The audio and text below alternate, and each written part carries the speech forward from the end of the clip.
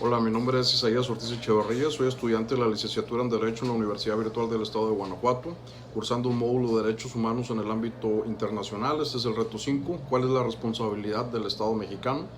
Mi matrícula es 2091-43, nuestro asesor el doctor Jesús Aguilera Durán. Estamos en el mes de marzo del 2022. En el caso número 1 tenemos que Ana se encontraba pacíficamente repartiendo panfletos a las personas que se manifestaban en la plaza de armas de su ciudad. El contenido de los panfletos versaba sobre citas bíblicas. Al enterarse de lo que hacía Ana, un policía decidió arrebatarle los panfletos y detenerla, argumentando que no era lugar para repartir ese tipo de información, pues alteraba el orden. Ana permaneció encerrada e incomunicada dentro de una patrulla durante 3 horas hasta que la manifestación concluyó. Posteriormente el policía la trasladó a Barandilla, donde recibió burlas y calificativos peyorativos por el personal de seguridad pública. Luego de un día detenida, la dejaron en libertad. Ana denunció el hecho ante la Fiscalía General del Estado, así como ante la Comisión Estatal de Derechos Humanos. Ambas instituciones omitieron el inicio de cualquier procedimiento, por lo cual Ana acudió a la justicia federal, donde resolvieron incompetencias para conocer del asunto. 2 años después, Ana presentó su caso ante la Corte Interamericana de Derecho. ¿Consideras que existe responsabilidad por parte del Estado mexicano? Hay que argumentar y fundamentar la respuesta. En este caso, sí hay responsabilidad por parte del Estado mexicano, ya que la libertad religiosa está estrechamente vinculada a derechos como la libertad de pensamiento y la libertad de conciencia.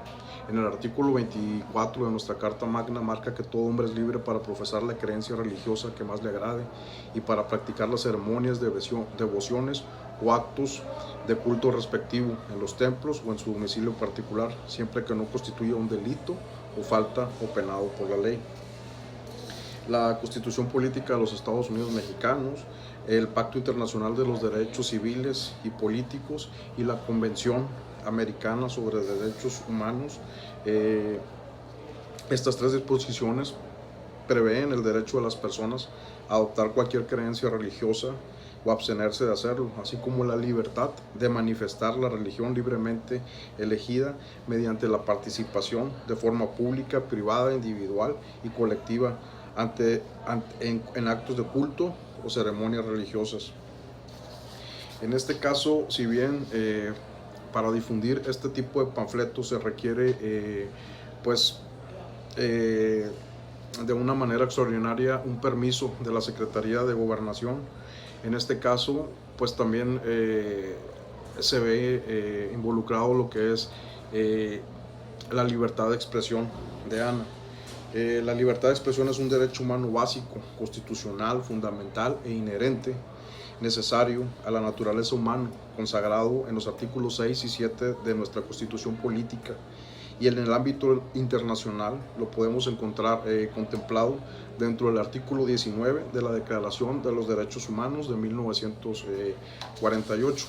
En este caso particular de Ana, la detención es ilegal cuando se lleva a cabo contraria a lo establecido en las leyes aplicables, cuando un servidor público en ejercicio de sus funciones se excede en la aplicación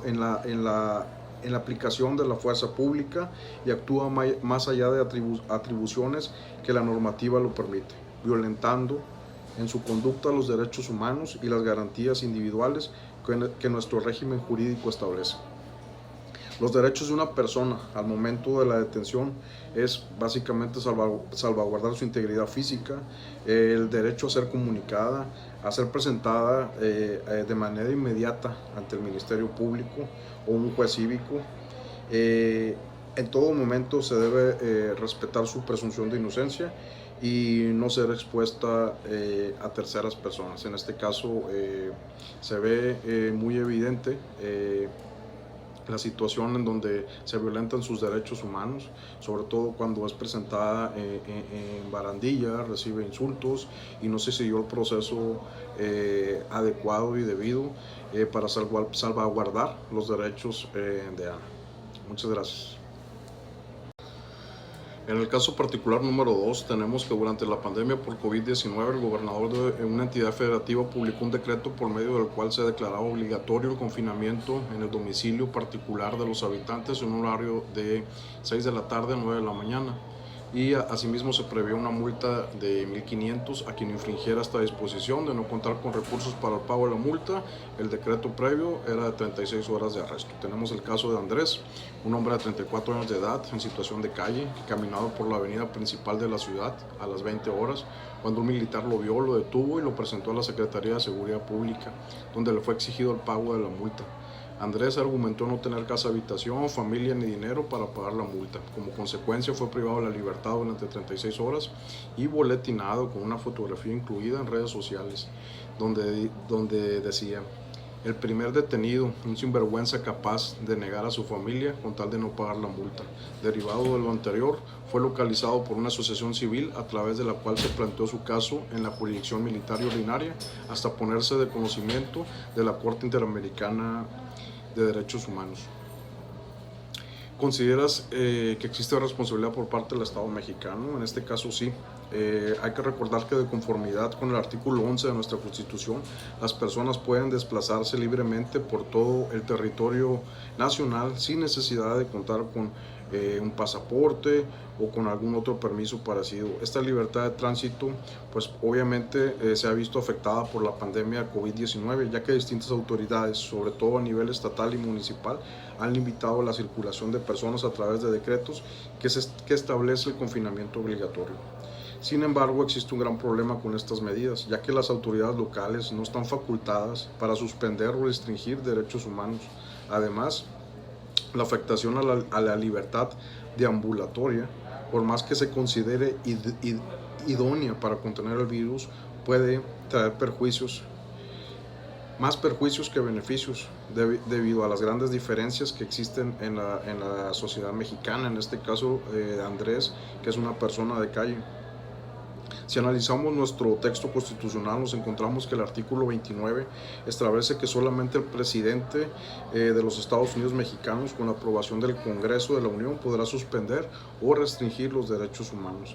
El artículo 124 constitucional establece que las autoridades locales no podrán ejercer las facultades otorgadas en exclusiva a funcionarios federales. Asimismo, el artículo 1 de la Constitución señala que los derechos humanos no podrán suspenderse o restringirse salvo en los supuestos y bajo las condiciones establecidas por el propio texto constitucional, es decir, conforme a lo prescrito en el citado artículo 29. A su vez, en el artículo 4 del Pacto Internacional de Derechos Civiles y Políticos, como en el 27 de la Convención Americana de Derechos Humanos, obligan a que los estados, cuando decidan suspender garantías, informen los motivos y alcances de dicha suspensión a los demás estados parte. Lo anterior se entiende para evitar abusos en la afectación de los derechos. A su vez, al exponer en las redes sociales, Andrés también se violentan sus derechos humanos. Este tipo de publicaciones puede comprometer la intimidad y el honor de los afectados. Gracias.